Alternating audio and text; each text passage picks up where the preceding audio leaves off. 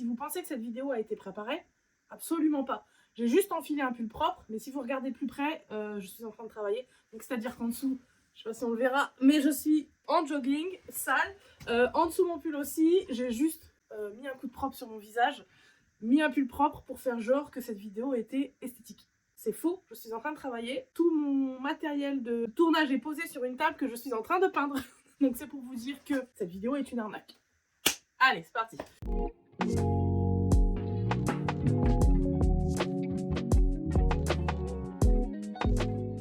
Cette vidéo, c'est la première que je cadre sur ce setup un petit peu qui n'en est pas vraiment, puisque finalement c'est mon espace de travail que je me suis un petit peu aménagé, que vous avez dû voir d'ailleurs dans la dernière vidéo. Et l'idée de ce setup à l'arrière, c'était vraiment de me créer mon espace de travail qui me ressemble, un endroit où vraiment je peux poser les choses et travailler. C'était pas du tout le cas avant. Je travaillais dans 5 mètres carrés, là ça commençait vraiment à devenir très compliqué. Donc enfin, ça y est, j'ai créé mon espace de travail ici. C'est des outils que je me sers vraiment, c'est pas du décor, même si je m'en sers de décor pour les vidéos que vous allez voir au fur et à mesure de l'année, et notamment celle-ci. Vidéo qui est la première de l'année où j'avais envie un peu de faire un non-bilan.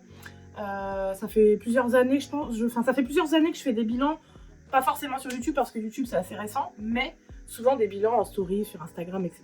Et cette année, je n'avais pas envie de faire ce fameux bilan où j'énumère toutes les choses trop cool qui ont été faites, et pas que. Hier matin, on était le 1er janvier, je me suis levée avant tout le monde. Hier matin, je sais pas pourquoi, j'ai pas pu faire des razmat. Je me suis assise dans mon canapé pendant 1 heure sans télé, sans musique, sans rien, juste avec mon café, pour pas réveiller les fêtards. Et ça a cogité dans ma tête et je me suis dit, purée, cette année je vais pas faire bilan, j'ai pas envie de faire un bilan qui ne mènera à rien. Franchement, j'ai pas besoin de me faire mon propre bilan. Je me suis remémoré mon année et je me suis dit, putain, j'ai pris conscience de tellement de choses cette année qui ont changé ma façon de voir les choses, ma façon de travailler, ma façon de me comporter au quotidien, qui ont changé ma façon d'être entourée dans ma vie. Et je me suis dit, putain, t'as réussi à faire un truc cette année de dingue parce que t'as pris conscience de certaines choses qui font que ta vie après ne pourra en être que meilleure. Et donc j'ai commencé à me remémorer un petit peu les choses de l'année. En cours de route, je me suis dit, si je tourne une vidéo comme ça, ils vont penser que je leur donne, que je leur raconte que des trucs négatifs et que ma vie n'est que des trucs négatifs. Non, non, ma vie elle est remplie de choses positives et toutes ces choses que j'ai pris conscience, qui de base sont des choses négatives, ont fatalement découlé vers des choses positives parce que j'ai décidé d'arrêter d'être comme ci, j'ai décidé d'arrêter d'être comme ça, j'ai décidé de mettre ça en place, etc. etc. Et du coup, c'est des choses que j'ai travaillées tout au long de l'année 2025 qui m'ont permis de vraiment changer, et je le sais que j'ai changé. J'ai par exemple mis des termes à des relations toxiques, qu'elles soient professionnelles ou personnelles.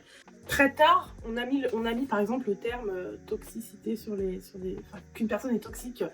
Après, si j'utilise ce terme, je vais me faire alpaguer, mais voilà. J'ai mis un terme à des relations qui ne m'apportaient pas des bonnes choses, des bonnes vibes. Et après avoir compris ça, alors ça met du temps, hein, on se dit pas en une journée, cette personne-là, on n'est pas sur la même vibe, ça va pas le faire. Ça prend du temps, et parfois c'est long de dire, cette personne n'est pas faite pour moi, je ne vais pas pouvoir avancer avec cette personne-là, il vaut mieux que je sorte de cette relation. Donc ça, c'est quelque chose que j'ai vraiment débloqué cette année. J'ai été parfois entourée depuis plusieurs années par des personnes qui ne m'apportaient pas du bien. Et j'ai mis énormément de temps à m'en rendre compte. Mais quand je m'en suis rendu compte que ces personnes ne m'apportaient pas du bien et que j'ai mis un terme à ces relations-là, il y a un truc, je sais pas, il y a un truc qui s'est passé en moi, c'est comme si j'avais 10 kilos en moins sur les épaules. Donc voilà, cette prise de conscience-là, que parfois des personnes ne sont pas bonnes pour vous, même si vous mettez du temps à vous en rendre compte, quand vous vous en rendez compte, c'est libérateur. C'est un truc de fou comment c'est libérateur. Ça a été la première chose que je me suis dite. Je me suis dit, t'as enfin réussi à sortir de ta vie des gens qui ne t'apportaient pas du positif, qui ne t'élevaient pas et qui ne te tiraient pas vers le haut. Et grâce à cette décision, grâce à cette prise de conscience, ça t'a permis derrière de faire des choses, d'enclencher des choses, sans qu'on mette des bâtons dans les roues. Ça a été ma première prise de conscience. Et du coup, quand vous prenez conscience de ça, ça fait que derrière, vous faites très attention aux personnes à qui vous vous confiez, aux personnes des personnes que vous vous entourez, des personnes avec qui vous voulez travailler, parce que ça ne concerne pas forcément que la vie privée, c'est aussi beaucoup le travail. Moi, je vous parle beaucoup de mon travail ici, donc vous l'aurez compris, mettre un terme à des relations qui ne vous élèvent pas, ce n'est pas forcément que dans le privé, mais c'est aussi dans le professionnel. Et ça a été vraiment révélateur pour moi, ça a été un truc vraiment qui a changé ma fin d'année, de me dire, maintenant c'est terminé, next. J'ai continué à chercher ce que j'ai essayé d'améliorer en 2025. Et c'est pas forcément quelque chose que j'ai essayé d'améliorer, quelque chose sur laquelle j'ai ouvert les yeux, et c'est mon travail. C'est mon travail actuel, c'est la restauration des meubles. Début décembre, ça fait 6 ans que je fais ce métier de restauratrice de meubles, où je restaure. Alors quand je parle de restauration de meubles, je vais pas vous faire la définition ici, mais vous savez que je prends des meubles. J'ai commencé par acheter des meubles, tout simplement, acheter des meubles, à les retaper, à les peindre, à les vendre, etc. Et puis ça a beaucoup évolué, où j'ai commencé à prendre en dépôt des meubles de clientèle à l'atelier, refait à leur manière et reparti chez eux. Cette année, j'ai pris conscience de fou, je sais pas si je vais me tirer une balle dans le pied en parlant de ça ici. Mais les 2 dernières années où je me suis spécialisée dans l'aérogommage, ça a complètement fait évoluer l'entreprise en termes de prise de meubles en dépôt. C'est-à-dire, aujourd'hui, je ne tourne que comme ça. C'est des clients qui me contactent, qui ont des meubles à la maison, qui souhaitent les faire refaire. Pour la plupart de l'aérogommage et pour certains de la peinture. Donc ça c'est vraiment triplé de quantité de travail grâce à ça. Donc c'est comme ça que je vis actuellement. C'est comme ça que l'atelier vit actuellement, par la prise de meubles en dépôt, mais je ne fais plus du tout de meubles à ma façon. Je n'achète plus de meubles en me disant lui je vais leur faire comme ça et je vais leur proposer à la vente parce que c'est mon univers. Et jusqu'à là, la fin d'année, j'avais pas conscience de ça, c'est que je me suis mis dans ce... pas ce rouleau compresseur, mais... les commandes, elles arrivent presque tous les jours et moi, je prends le travail parce que c'est mon travail d'artisan et que, au-delà de vous proposer des choses sur les réseaux, je vis de cette manière-là, donc j'ai besoin de prendre ce travail-là. Sauf qu'en là, en fin d'année, je me suis rendu compte que à 80%, je ne fais plus des choses qui, pour moi, sont de mon identité. C'est-à-dire qu'on va me dire, par exemple, j'ai ce buffet-là à prendre, je veux qu'il soit comme ça, bah moi, je m'exécute. Et tant pis si ça me fait mal au cœur de le repeindre parce qu'on m'a demandé de le repeindre. Et ça, je les ai enchaînés beaucoup dernièrement. Et donc, deuxième prise de conscience, je me suis dit, c'est pas que c'est plus ce que je veux faire, parce que je continuerai à le faire tant que mon travail, c'est ça. Mais je sais que quelque chose m'attend ailleurs. Quand, je ne sais pas. Comment, je ne sais pas. Mais j'ai glissé dans plusieurs vidéos que je ne ferai pas ce travail-là encore pendant 10 ans. Parce que je suis arrivée à un stade de prestation qui ne me correspond plus forcément, qui ne me ressemble pas en termes d'univers, ça ne me ressemble pas forcément. Et moi, j'ai envie vraiment d'aller vers quelque chose qui me ressemble à 200%. Mon univers, je le connais, ma patte, je la connais, ma signature, je la connais. Ça fait déjà maintenant quelques années que j'ai un univers assez niche, on va dire. Et j'ai de plus en plus envie de creuser ça et d'aller faire des choses dans ce sens-là. Parce que j'ai l'impression que je m'éloigne un peu de ce qui m'anime. C'est-à-dire vraiment le meuble ancien, le bois, les univers, la création un petit peu de A à Z d'un univers, d'une pièce. Alors je vais pas devenir architecte d'intérieur ou décoratrice d'intérieur, ce n'est pas du tout le but. Je sais pas. Enfin, non, évidemment, je vais pas devenir architecte d'intérieur. Ça, je pense pas du tout que ce soit quelque chose qui me corresponde. J'ai un univers bien précis et je n'ai plus envie, justement, d'aller vers des univers qui ne me correspondent plus et qui ne m'animent pas. Des univers qui ne me correspondent pas et qui ne m'animent pas, tout simplement. Donc, en fait, ces métiers-là, pour moi, comme on doit toucher un peu à tout, j'imagine, peut-être que je me trompe, je pense que c'est pas du tout quelque chose qui me correspond. Mais le sujet n'est pas là. Cette prise de conscience de me dire j'adore mon job, mais sans m'en rendre compte, je suis en train de partir vers des prestations qui ne me correspondent pas, vers des univers qui ne me correspondent pas. Et du coup, cette prise de conscience m'a forcé cette année à un petit peu forcer des portes à droite et à gauche pour aller vers des choses qui m'animent. Certaines se sont ouvertes et elles vont arriver en 2026. D'autres sont entrouvertes, donc j'espère qu'elles arriveront un peu plus tard. D'autres n'ont pas été ouvertes et je me dis c'est pas grave, je vais continuer à faire du forcing s'il faut le faire, je le ferai. Ouais, je crois que je le ferai. Et donc voilà, cette prise de conscience de me dire, je pense que depuis environ 1 an, sans m'en rendre compte, je suis partie dans quelque chose qui ne me correspond plus. Ça m'a permis d'ouvrir les yeux et de me dire, oh là, on va ralentir 2 secondes, on va reprendre les bases, on va reprendre ce que t'aimes, on va reprendre ce que t'as envie de faire, on va reprendre ce que t'as envie de développer, et on va essayer de faire des choses par là, tout en continuant mon travail actuel. Dans la dernière vidéo, je crois, ou je ne sais plus où, je vous disais que mon planning pour 2026 était rempli à 80%, ce n'est pas des blagues, parce que entre les commandes, les événements, les projets qui vont sortir, etc., ça me laisse maintenant très peu de temps pour faire ce que j'aime, la restauration de meubles anciens, la mise en valeur du bois, la mise en valeur des histoires que chaque meuble raconte, etc. Moi, c'est ça qui m'anime, et j'ai vraiment l'impression que j'ai perdu le fil en 2025. C'est pour ça qu'en 2026, je suis prête et déterminée à remettre les pieds dans ce que j'aime. Et du coup, vous allez voir des choses arriver.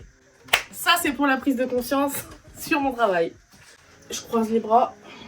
Non verbal, ça veut dire que j'ai pas envie de vous en parler. Non, allez, je vais le dire avec le sourire parce que c'est quelque chose que je suis fière d'avoir pris conscience. C'est quelque chose qui me pourrissait la vie depuis des années. Et sans m'en rendre compte. Enfin, j'en ai pris conscience cette année que ça me pourrissait la vie, et pas que ma vie, ça pourrissait un petit peu aussi la vie de mes proches autour. Je suis quelqu'un de très... je suis très vite débordée par des situations où, par exemple, on est 5-6 à table, où tout le monde parle en même temps, et en même temps je réfléchis, et en même temps il y a la télé qui tourne, et en même temps on me pose des questions, et en même temps il y a du bruit derrière et tout. Ces moments de vie qui peuvent être... perçu d'une manière complètement basique pour certains. Pour moi, ça faisait monter une cocotte minute. Il y a comme une cocotte minute en moi qui faisait monter une colère. Et quand j'arrivais en haut, quand ça déborde, je pète un câble, je pars en crise de colère parce que ça me convient pas, parce qu'il y a trop d'informations qui arrivent. Je suis très vite débordée par ça. Et ça fait des années que ça déclenche un peu des colères, des disputes, pour des grains de sable, des choses qui n'ont vraiment pas lieu de se mettre dans des états pareils. Je casse très vite des choses. Voilà, je suis capable de casser très vite des choses parce que c'est trop pour moi. Il y a un truc qui se passe et je n'arrive pas à gérer ce truc-là. Et du coup, ça a toujours amené beaucoup de disputes avec mon mari, avec ma famille, voilà, qui ont déjà pu assister à des moments de catastrophe.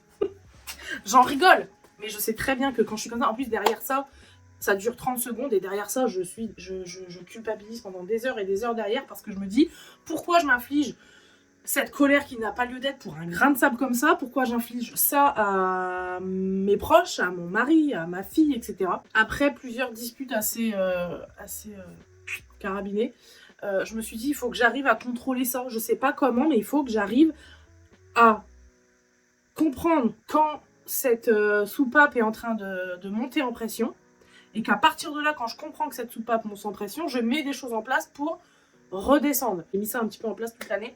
J'ai vraiment constaté que ces pétages de câbles que je pouvais avoir au moins une fois par semaine fut un temps, je crois que je n'ai pas eu de pétage de câble avant de partir du Canada. Avant de partir au Canada.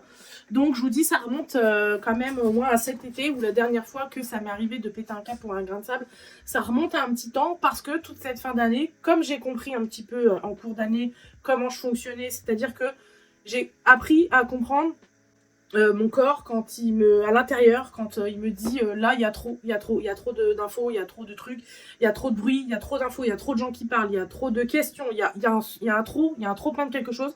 Je le sens et en fait, soit je sors de table, soit je sors de la conversation, soit je sors de l'endroit dans lequel je suis, soit je me bouche les oreilles pour retrouver en fait un silence qui fait que ça fait redescendre la pression.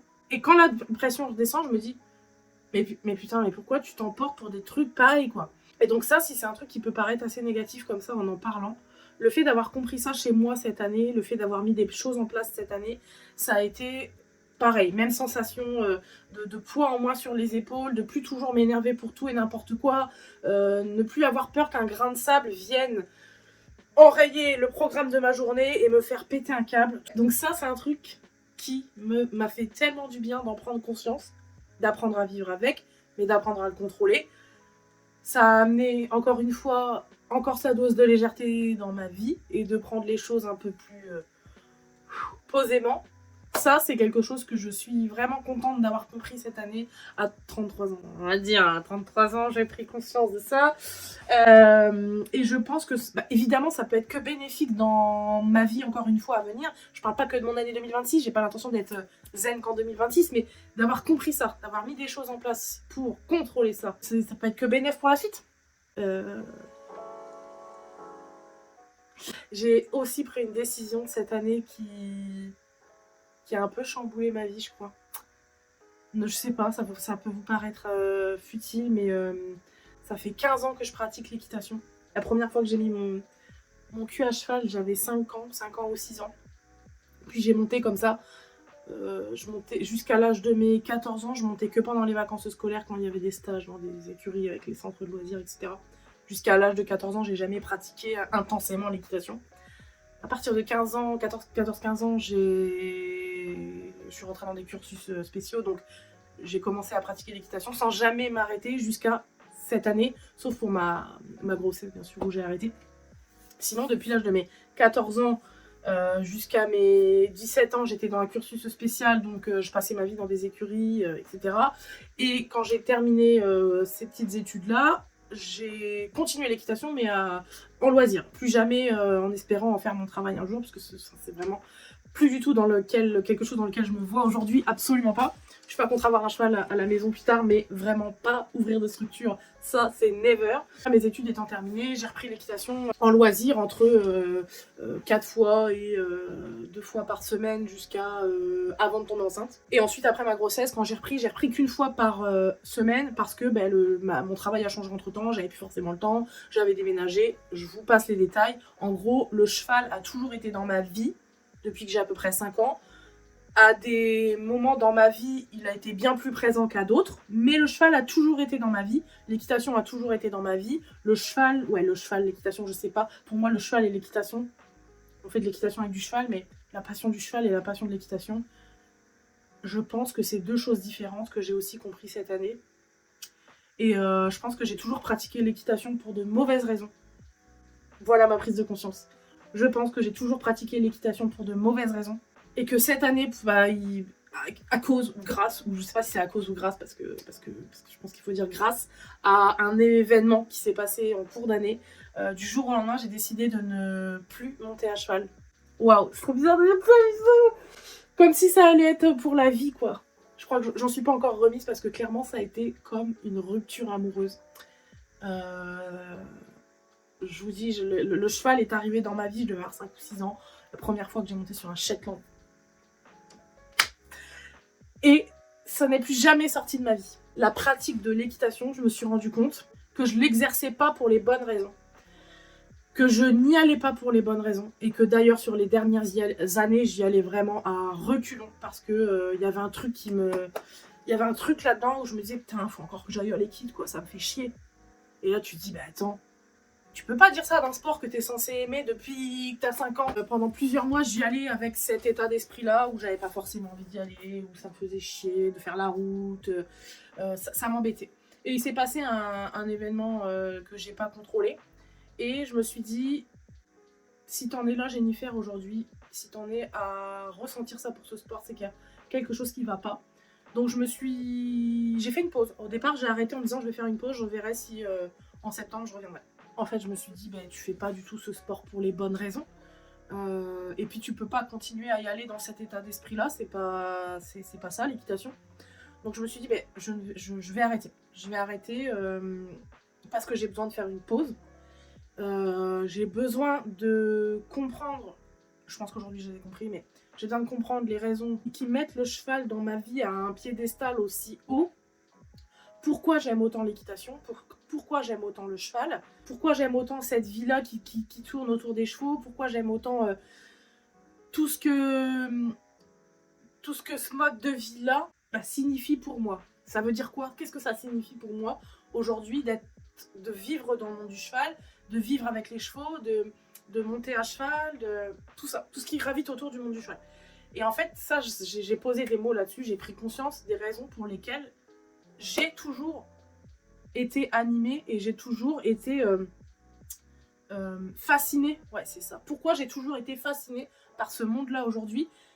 Et j'ai compris en réfléchissant, en discutant, en posant les mots, pourquoi j'étais fascinée par ce monde-là. Et c'est pas par la pratique de l'équitation en elle-même, c'est pas par les résultats en concours, c'est pas par apprendre des choses au cheval et que le cheval m'apprenne des choses, c'est pas par ça que je suis fascinée, c'est vraiment par ce mode de vie-là, par, je sais pas, pour moi c'est un exemple, en fait je pense que ça a toujours été un exemple de réussite quand je croisais des gens qui vivaient de ce milieu-là, qui vivaient de cette passion-là, qui vivaient de ce métier-là, qui vivaient des chevaux, qui respiraient chevaux, qui mangeaient... Pas manger chevaux, mais non, t'as compris ce que je veux dire, quoi, mais voilà, qui l'avaient en eux. Pour moi, je pense que si petite que j'ai été, ça a été un symbole de réussite, un symbole d'éducation. Voilà, ça représente vraiment un mode de vie dans lequel j'ai pas du tout grandi. Et je pense que c'est ça qui m'a toujours fait rêver. Et c'est ça qui m'a fait aimer le cheval, c'est ça qui m'a fait aimer les gens du cheval, c'est ça qui m'a fait aimer l'univers, c'est ça qui m'a fait pratiquer assez intensément fut un temps, qui m'a fait aller en concours, parce que j'aimais cette vibe, j'aimais cet univers, j'aimais cette ambiance. Mais en fait, j'ai compris que j'aimais tout ça, pas pour l'équitation, mais que j'aimais tout ça pour ce que ce monde global te fait sentir. Et en fait, je pense que là, dernièrement, j'ai pris conscience que c'est pas parce que... En fait, je fais mon autothérapie en vous parlant. J'ai pris conscience que c'est pas parce que je vais pratiquer l'équitation pendant des années en club, je n'ai jamais été propriétaire. Là aussi est une différence. C'est pas parce que je pratique intensément l'équitation et que c'est pas parce qu'on avait toujours le manteau dernier cri, le dernier truc à la mode en termes de mode d'équitation, la dernière bombe à la mode, le dernier truc ceci, que je montais ce cheval et que machin, nana. C'est pas parce que j'avais tout ça que t'auras leur vie un jour. Et du coup, à partir du moment où j'ai pris conscience de ça, je me suis dit, ben j'arrête quoi. J'arrête parce que je reviendrai, je remonterai à cheval un jour. Mais je veux remonter à cheval pour les bonnes raisons. Quand l'amour du cheval sera pour le cheval et pas pour le monde du cheval, j'y reviendrai quand je serai prête. Et un truc dont je suis convaincue, je vais le dire ici et je regarderai cette vidéo dans quelques années, je remonterai à cheval quand je serai en capacité de m'offrir mon propre cheval, quand je serai en capacité de devenir propriétaire. Et quand je parle de capacité, je parle financière et en termes de temps. Ça, c'est clair que le temps, je peux vous garantir qu'il vous en faut. On fait souvent la morale en me disant « Mais Jen, tu te rends pas compte de ce que ça implique d'avoir un cheval ?» Alors tant que j'en ai pas eu, bien sûr que non, je ne sais pas à 100%. Mais je pense avoir travaillé assez dans le monde du cheval pour savoir ce que c'est que d'avoir un cheval, d'être présent à H24, d'avoir les finances, d'avoir le temps, d'avoir des bonnes structures, d'avoir du bon matos, d'être bien entouré par les professionnels du cheval. Donc, je pense savoir à peu près à 85% ce que ça représente d'avoir un cheval. Donc, j'ai toujours rêvé de l'être, propriétaire.